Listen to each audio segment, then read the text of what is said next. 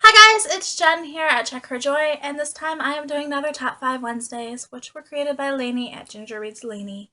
The link to her channel and the Goodreads group is in the description below if you want to check it out. This this this week's topic is books you should have read or books someone said you should read. These are your top 5 book recommendations that you took, basically. The best books that were recommended to you. And I work at a public library, so I work with a lot of people who read a lot. So my first two are recommendations from librarians. The first one is Quiver, or the Green Arrow Quiver comics by Kevin Smith. This is DC Comics, and I was in the middle of watching like Arrow and super obsessed with it, and like Arrow is amazing, but I haven't read any of I haven't read many DC comics, and definitely hadn't read any Green Arrow, and was like, where should I start? And he said the Quiver comics, which is kind of a weird place. So this takes place. These are written in the 90s, and what happened was Oliver Queen had died, and there was a new Green Arrow. But they wanted to bring Oliver Queen back, so Oliver Queen comes back from the dead in this comic, but with this big gaping hole in his memory. He doesn't remember dying. He doesn't remember basically the last 10 years. And so he's returning to this world that is completely different and everything's slightly changed. So, like, there's a new Robin, and a different person than he remembers is now the Green Lantern. And so Oliver Queen is getting readjusted to this whole new world. And so it was kind of cool to just have this introduction to what's going on in the DC universe and the Justice League because Oliver Queen needed that introduction. So it actually was a really good place to start off.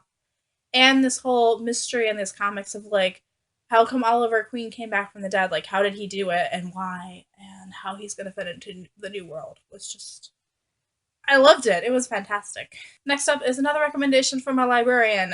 And the children's librarian had literally just finished reading this book and was turning it in. And she handed me the book and said, "You need to read this."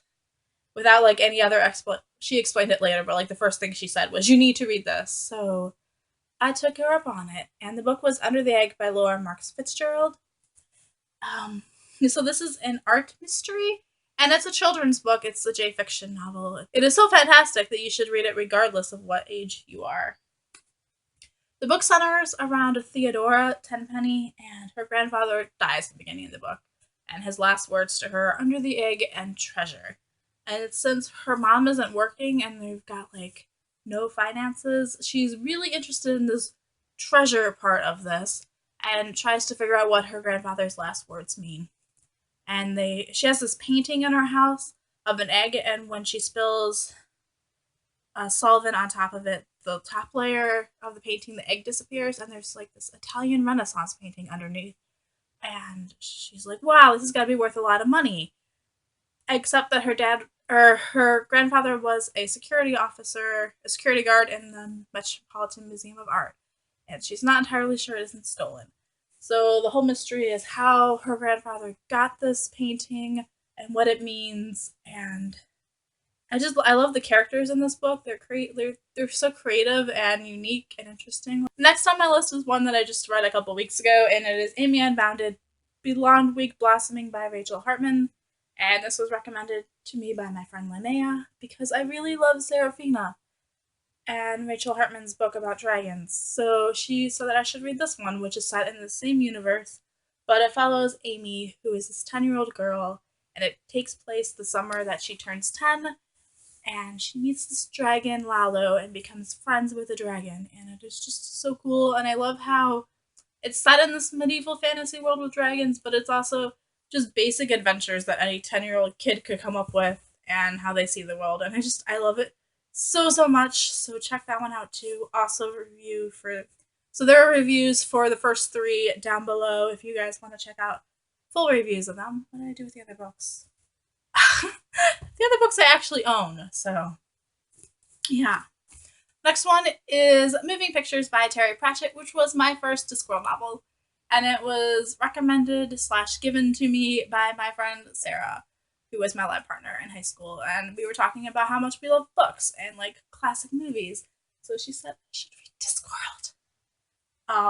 And I love it so much. Discworld is this parody series that's set in this fantasy world that is kind of like our own, but different, and most of the technology is replaced by magic in this world. And moving pictures focuses on Discworld's version of Hollywood called Holywood. And there's like this whole craze started when they figure out how to make moving pictures. And I love like the way that they parody old school Hollywood, from silent movies up to like these ginormous epics. Like things get completely out of proportion and crazy, and like the dynamics of this, how it like operates. Honestly, I haven't read this particular novel since I first read it like 12 years ago, but I really, really love all of Discworld. So if you guys haven't read that, there's gotta be a Discworld novel for you somewhere in there. They're amazing. Okay, the next one, my final book recommendation, is one that I didn't take at first and is like my biggest book shame. My little sister had read this book in school about this boy wizard, and I decided that I was in high school at the time and wasn't gonna read children's fantasy novels, and thought I was above it, and completely was like, no, I'm not gonna read your little kid's book. Yeah. And this went on for like months until the movie came out, and my mom took us to see it because my little sister and brother really wanted to, and I fell in love with that world when I first saw the movie.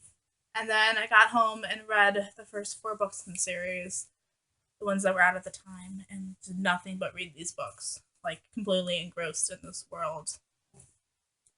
And I feel so ashamed that I did not want to read Harry Potter and the Sorcerer's Stone by J.K. Rowling when it was first recommended to me. I really, really, really love the Harry Potter universe and this world, and reading this book has completely probably changed. No, it has. Reading this book has changed my life, but when it was first recommended to me, I didn't want to read it because it was a children's book. And it was very childish. So, like, book lover fail on me for not reading Harry Potter. First time somebody told me to.